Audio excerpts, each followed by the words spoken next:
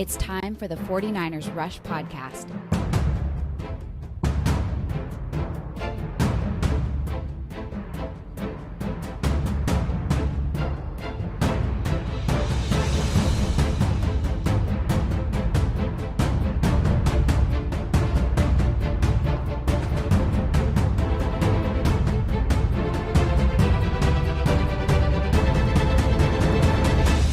And here's your host, John Chapman.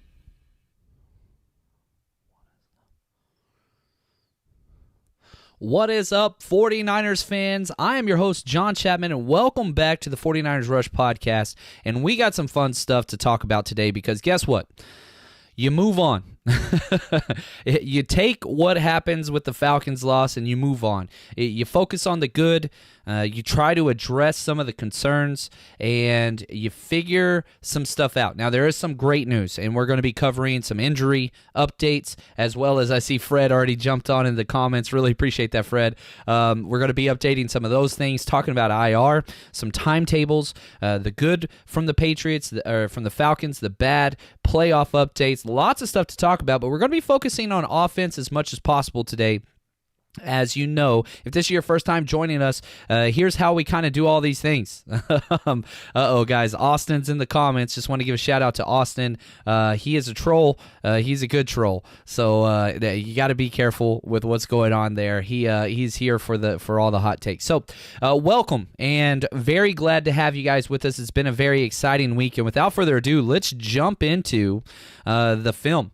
And that's what we're here for, right? And so, again, as always, if you want to jump into my complete film analysis, head over to patreon.com and you can join the 49ers Rush podcast there. It is $8 a month. You get several different videos. It's year-round. And so, again, what I do, as you can see, you guys are going to get to see some of the video from that, but you don't get the audio breakdowns explaining the scheme and all that stuff. But if you want to support the podcast, head over there to patreon.com and do that. I do want to give a quick shout-out to new members that joined us over there.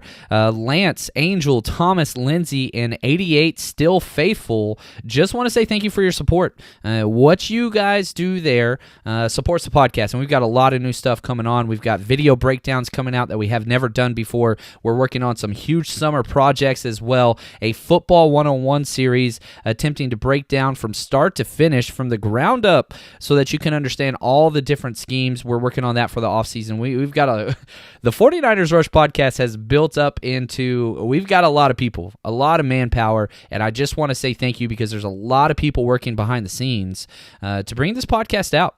And that's really what we want to do, is create the best and most intensive 49ers coverage out there. I think we're pretty damn close. I really, really do. So thank you guys. Really do appreciate that. So let's jump into injuries.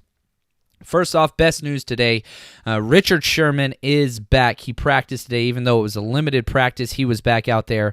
And also, K'Wan Williams was out there as well. So we're getting two of our missing three secondary players back out there, which is huge, especially if you look at what Julio was able to accomplish. Again, we will be going over the defense later on this week, but that took place, and that's huge. Now, Jaquiski Tartt still did not practice today.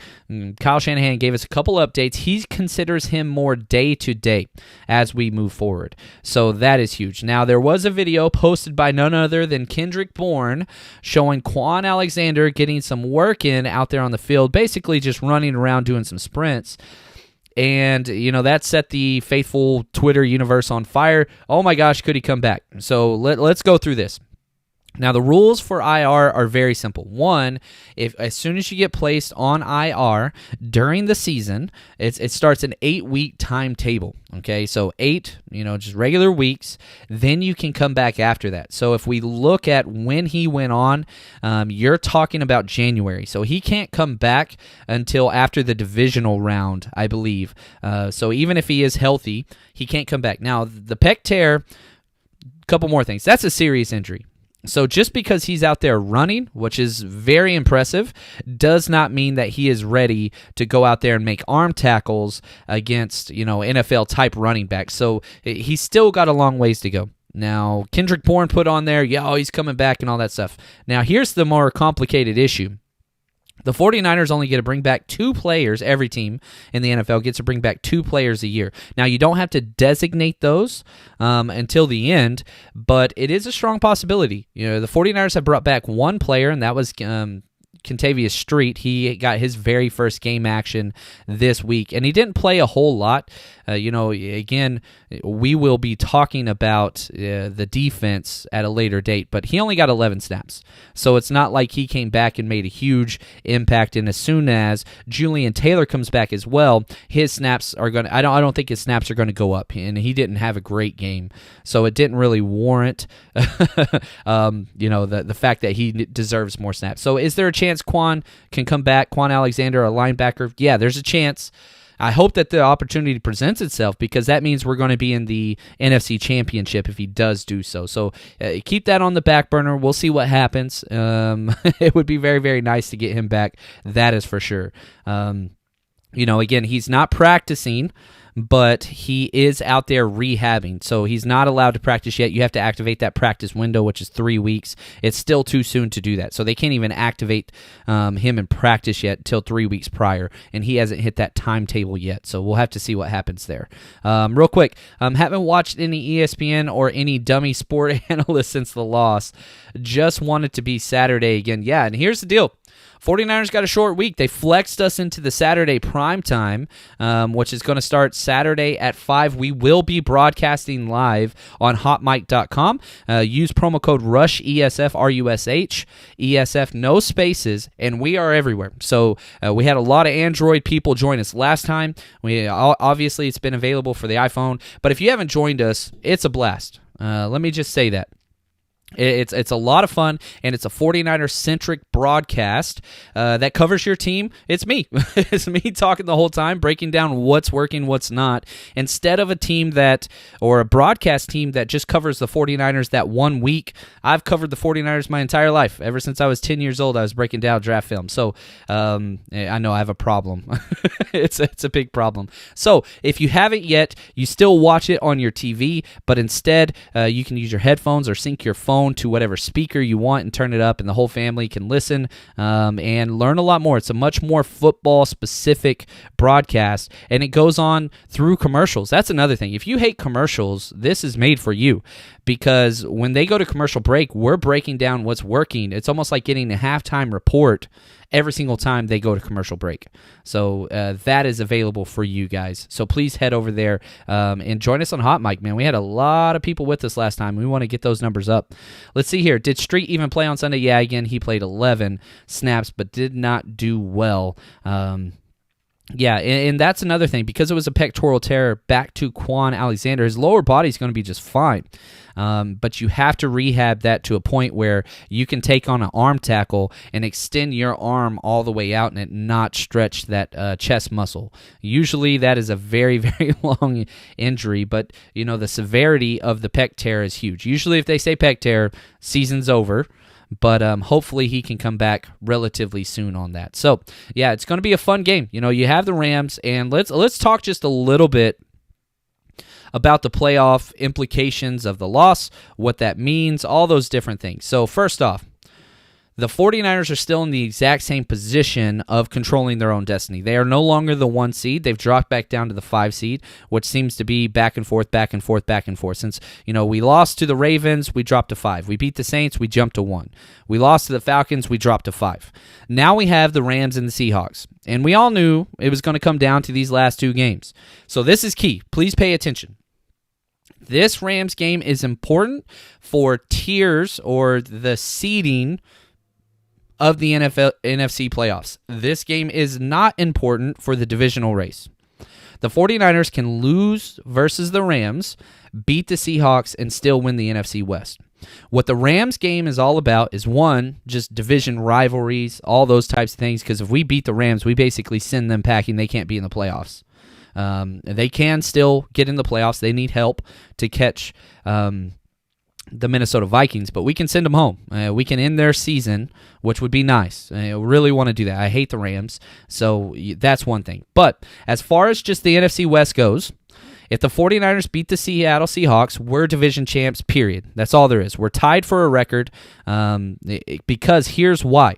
If we look at the way in which the breakdowns go for a divisional race, it goes head-to-head, which we would split. We have to beat the Seattle Seahawks to win it. So even if we beat the Rams and lose the Seahawks, we lose that. So head-and-head is key because we would split the series 1-on-1. The next thing would go to division, and even if we lost the Rams, that would mean we both lost the Rams and split it. Then it would go to conference. Then it would go to common opponents, and we would win both of those.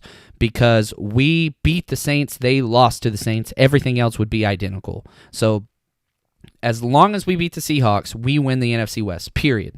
Now, where it gets complicated is whenever you look at the division tiebreakers, because we own the tiebreaker versus every other team in that is going to be matched up with us, whether that's the Packers or the Saints. That's really all that matters.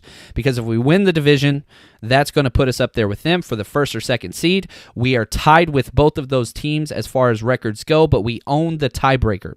So that is key. So this victory versus the Rams matters for home field advantage. It matters for first round bye, because if we play this out, just let's say the Saints and the Falcons, the Saints and the Green Bay Packers both win out and we lose both of our games, then guess what? Because of their records, they're both 11-3, we would be that 3 seed.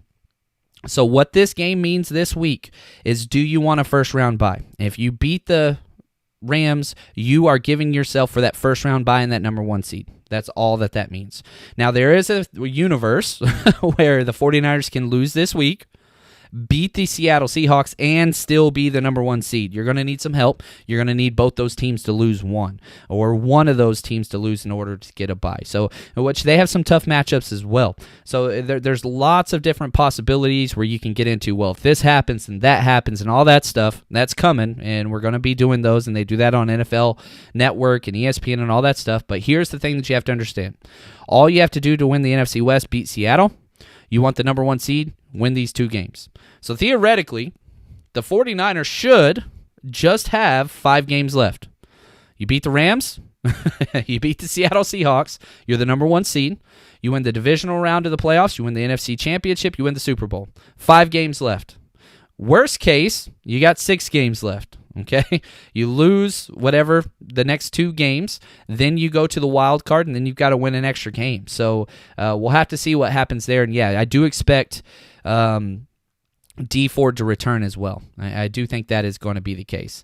So we'll have to see what happens. But I do hate the Rams. Yeah, I can't say that enough. I hate the Rams. I can't say. I live in LA. I can't stand them. I can't stand the fan base. Anyway, not a fan. Not a fan. All right, so let's jump to offense, and let's do some seasonal updates. Not seasonal that you put on steak, but how they have done and how they rank matched up versus everybody else. We are still the second best offense in the NFL whenever it comes to points scored. We put up a lot of points. We are 6th whenever it comes to total yards. Now, some areas that we have some major concern is turnovers, which continues to be a thing. Matt Breida fumble. But we do have to say the turnovers of Jimmy Garoppolo have improved dramatically. Yeah, 2 games ago you had the interception that went off of Emmanuel Sanders' hands, but that is back-to-back games without Jimmy Garoppolo forcing the turnover, whether that's a fumble on a sack or an incompletion or forcing an interception. So 2 games in a row, that's huge. Because if you go back to these podcasts just a month ago, everybody's like, man, if Jimmy can just do this, then we're great. Well, guess what? Jimmy's done this, okay? He's given it up. He's not forcing things to the point of interceptions. However, he's not winning the games for us either, because and as we go through this in the Pro Football Number, he did not attempt one pass over 20 yards this game. He didn't. It was all underneath, and that was against man coverage and a terrible secondary. So what we did was, it seemed like the game plan was, look, don't cost us the game. That's all was our game plan. That's really, really it. Check it down to Kittle. Don't care if you check it down 20 times, that's fine. They're not going to be able to beat us if we don't make mistakes. And that might have been true. The Breida fumble cost us huge. That was kind of the big play of the game that finally came back to bite us in the butt. And that's what it was. We're 11th whenever it comes to total first downs. Now, the one thing, and this is a Kyle Shanahan stat, I've said this lots of times, pass yards per attempt, we have 7.2, which is fourth best in the NFL, second most rushing attempts, second most rushing yards, third most rushing touchdowns. So the offense is doing a hell of a job. If you would have said, okay, you're going to have the second most points scored with this defense, you'd be really, really happy. But the defense has kind of taken a huge step back of late, and we were going to talk about that later on our next episode. So let's jump now into our Pro Football Focus grades. Only 17 players got snaps on offense, and there were 64 total snaps. But let's talk top 5 and bottom 5. No shocker who the number one player was. George Kittle came up with a 91.6 grade. Kittle's wonderful. There's nobody in the NFL that is, not claiming how great George Kittle is. He continues to be the number one rated player in the NFL. And it doesn't matter really what play is on the screen as you're watching this. George Kittle's getting the damn ball, or George Kittle's the lead blocker on the play. What he has done, 13 catches, 130 yards is wonderful no matter who is out there or what position. But what he did in the run game, that is kind of what set him aside. He was baptizing people into the ground. He had pancakes blocks in the run game. He was trucking people and putting them on the ground. He just impacts everything. The energy, what he does is huge. So I cannot say this enough. George Kittle is the 49ers MVP, period. I don't care what anybody else says. He's the number one ranked player. And listen to the drop, okay? George Kittle came up with a 91.6 grade. The second best player for the 49ers offense, 77.1, Laken Tomlinson. So you are talking about a huge 14-point drop, 14.5-point drop from the number one player to the number two player. And Laken Tomlinson had some great plays. He really, really did. But anytime Grady Jarrett, whoever the hell Grady Jarrett lined up against, he destroyed them. And this is kind of, if you're looking for one of the main critiques of this coaching staff, whether it's offense or defense, we allow one player to take over games very consistently. Whether that's Jadeveon Clowney, whether that's Aaron Donald in the past, not this year, whether that's Grady Jarrett, whether that's TJ Watt for the Steelers this year, we allow one person to just kind of take things over. Offensively, same thing. Look what happened to Julio Jones. We let one person beat us. We don't make the adjustments to take that player out of the game, and I don't understand why that is. Our coaching staff is very savvy whenever it comes to game plans and all that kind of stuff, but we never kind of step up to the plate and say, all right, this one player is not going to beat us. We're going to remove this one player, which is one of the things that Bill Belichick has always been able to do, and we have not been able to do that. And so I would really like to see something happen where we can say, all right, look, Grady Jarrett's playing out of his mind. He's got so many tackles for losses. He's got sacks. He's got pressures. He's blowing everything up. Let's stop running it to Grady Jarrett. Let's just put two guys on him and just let's isolate him and run away from him. But we have not done that, and that's problematic. Mike McGlinchey came as the third highest rated offensive player, 70.5. Raheem Mostert, 69. Nice. Joe Staley, 68.0. And Jimmy Garoppolo, 63.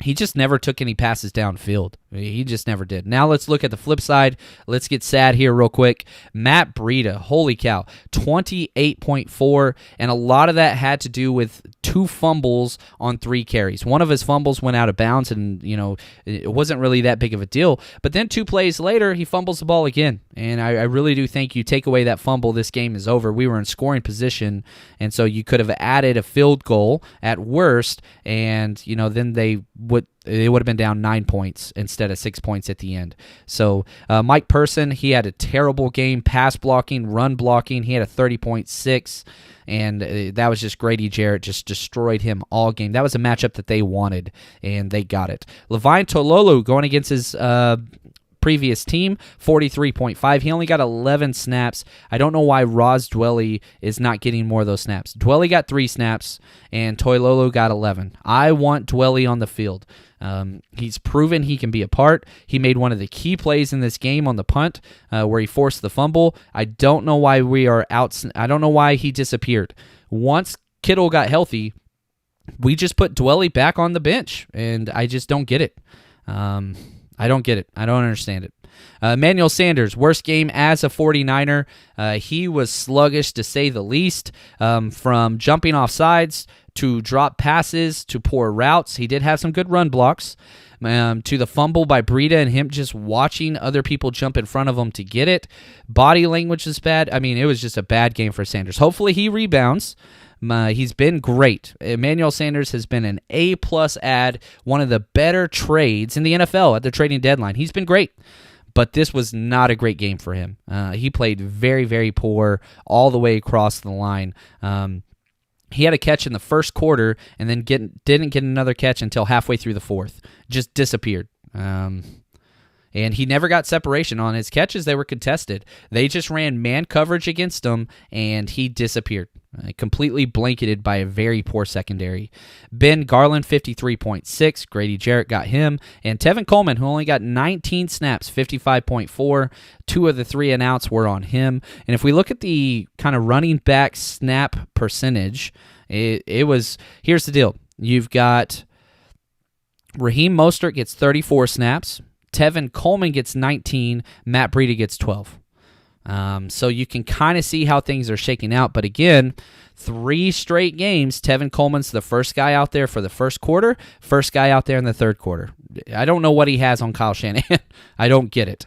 I'm sure there's some type of reason why he keeps doing what he's doing, but I don't get it. So also would like to note that Dante Pettis was healthy and active, did not get 1 offensive snap. He was not out there. Richie James got 3, and if we, again, just staying at the wide receiver position, Kendrick Bourne got 34, and then you've got Emmanuel Sanders had the most with 61, and then Deebo Samuel 57. So it does seem like we're staying with that 3 wide receiver set. And Dante Pettis, who was not healthy, he was limited in practice with his knee. He only got those snaps. That's it. He got 0, none. So let's jump real quick over to some questions really quick. See a couple things on here. Why no Jenkins claim? We had the position and just gave the Saints the other advantage. Again, I said this. Janoris Jenkins is a hell of a player. There's no doubt about that. The Jackrabbit, he could play. However, you don't want to bring that into San Francisco's culture. I hate to say that. There's a lot of cornerback depth, and as soon as Sherman is healthy, and as soon as K'Wan Williams is healthy, and Akello and Emmanuel Mosley, he's not even going to be getting a lot of playing time unless you get 2 injuries. There's no reason to bring that in, and it just didn't seem like it seems like they're happy with what they got. Is he better than Dante Johnson? Hell yeah, he's going to be cut this week, but you don't want to bring that in. Yeah, you really, really don't. Drew, here's a question. Which NFC playoffs teams give San Francisco the toughest chance to win? Great question. And, if we look at just the teams, you got to say Green Bay, who we destroyed. You can't be too worried about that one. I think it comes down to 2 teams, and that's the Saints and the Seattle Seahawks, who we're going to see just next week. The good thing is by playing on Saturday, we get an extra day, which is really, really nice. So you like that. The Seattle Seahawks, their matchup this week doesn't really matter to us at all. They are hosting the Cardinals Sunday.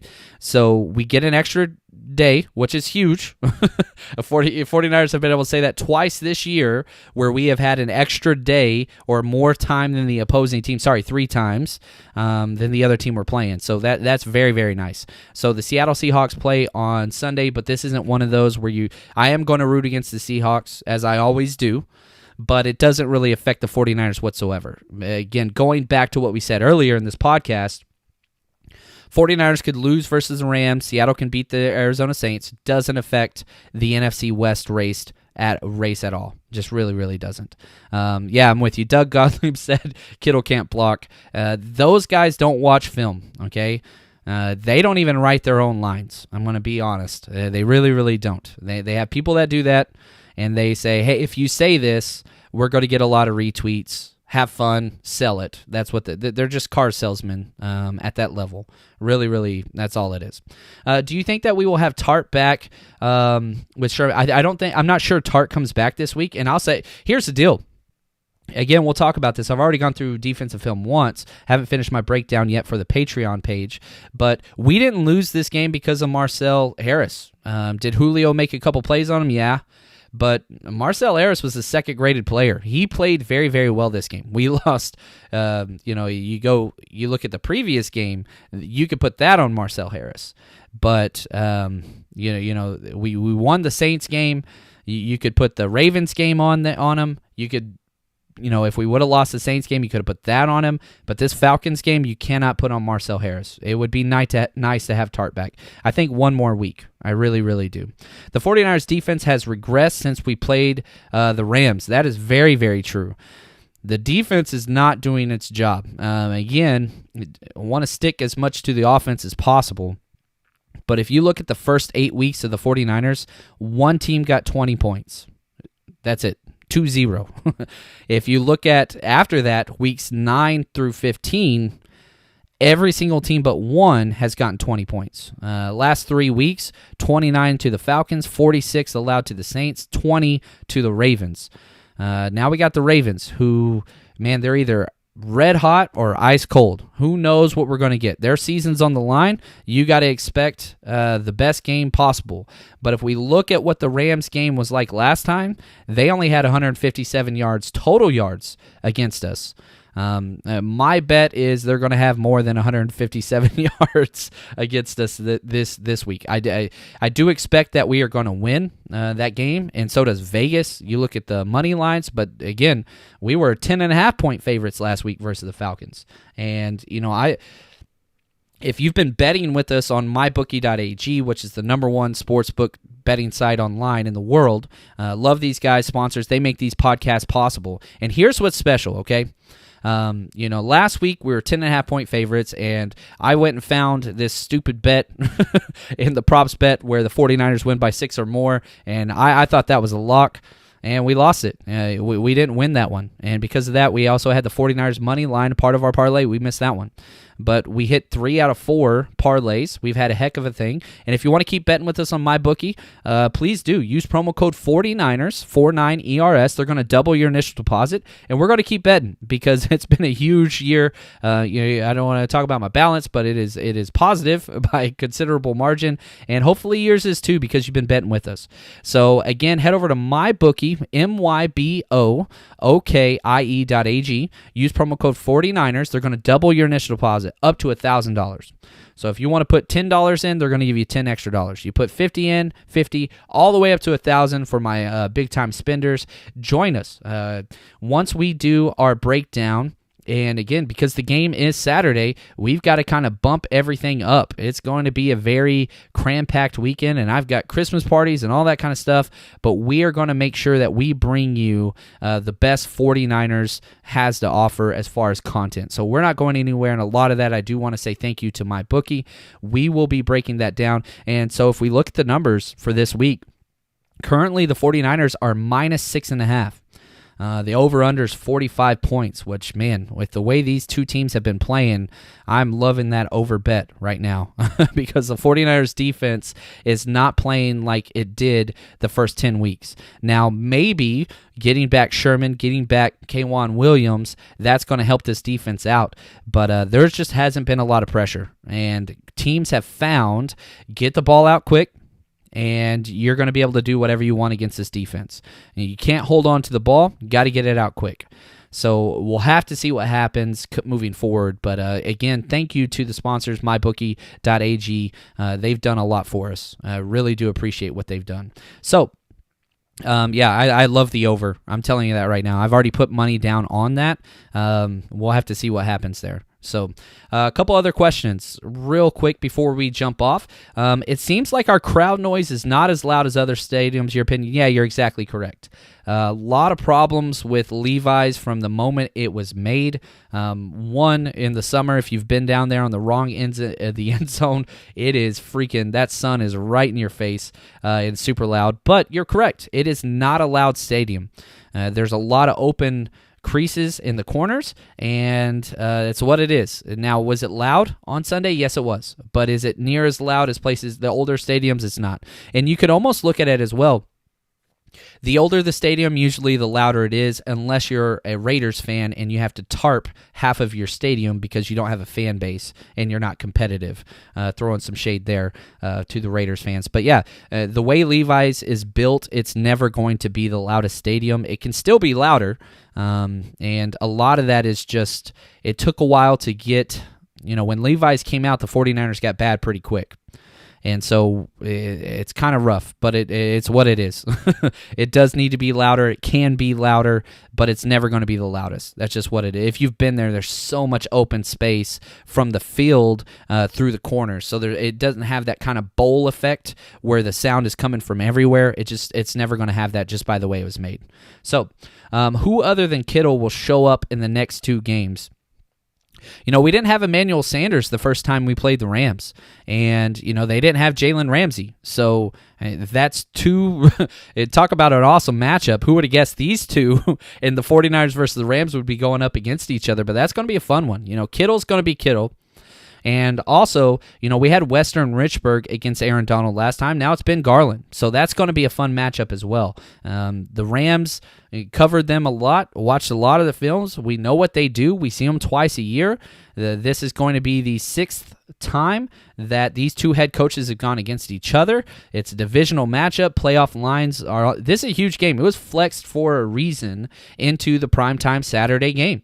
So it's going to be huge. It really, really is. And if you look at two of the three losses that the 49ers have had, it's been shitty wide receiver play. That's all there is to it. You go back to the Seattle Seahawks game, wide receivers, what they have, 9 or 10 drop passes.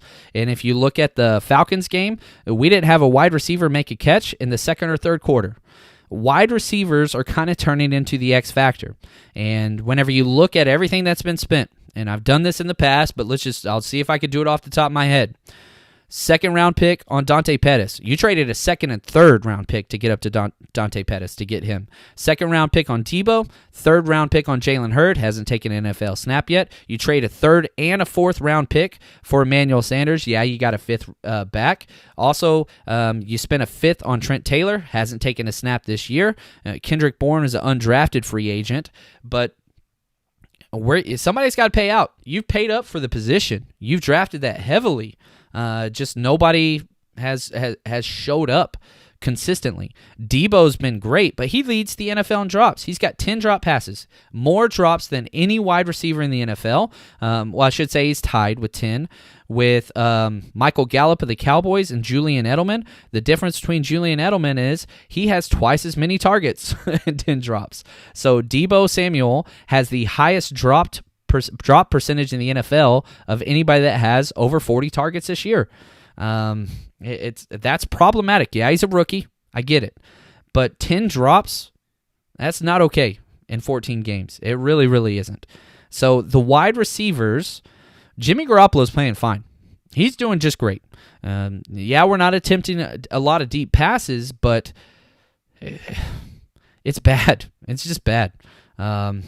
At Niner by Nature, I love you too, buddy. I appreciate that, man. Giving me a shout out on there. Thank you very, very much for that. Any concerns about our offense and defense performing in the playoffs? We'll see. The team should be getting healthier as we move forward. That's what you are hoping for. And if D Ford is going to be huge. You got to have D Ford to make a run. We have proven that our front can't get pressure consistently. If you look at the sacks and all that stuff, it's changed dramatically because teams are just getting the ball out quick. And so we need quick pressure. And who's the best in the NFL at that? It's D Ford. So I'm going to be really honest with you. It's great we're getting Sherman back early. It's great we're getting K'Wan Williams back. D Ford is the X factor. We've got to have him back. That is everything. And if we don't get him back, then that's a huge change. And if you're watching this breakdown, you're seeing Kendrick Bourne drop a pass. Wasn't a great pass, but just dropping a pass.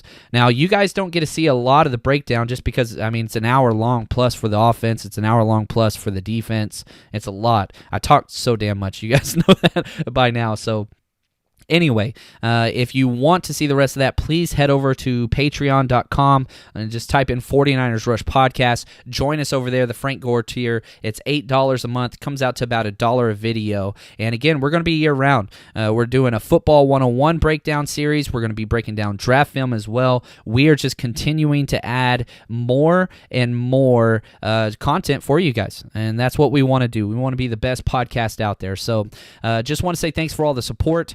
Really do appreciate it. And as always, we're going to be back very, very soon. Hoping tomorrow, even though I got 2 Christmas parties to go to, I'll find a way. We'll get you guys your content. So thank you guys. And as always, stay strong, faithful.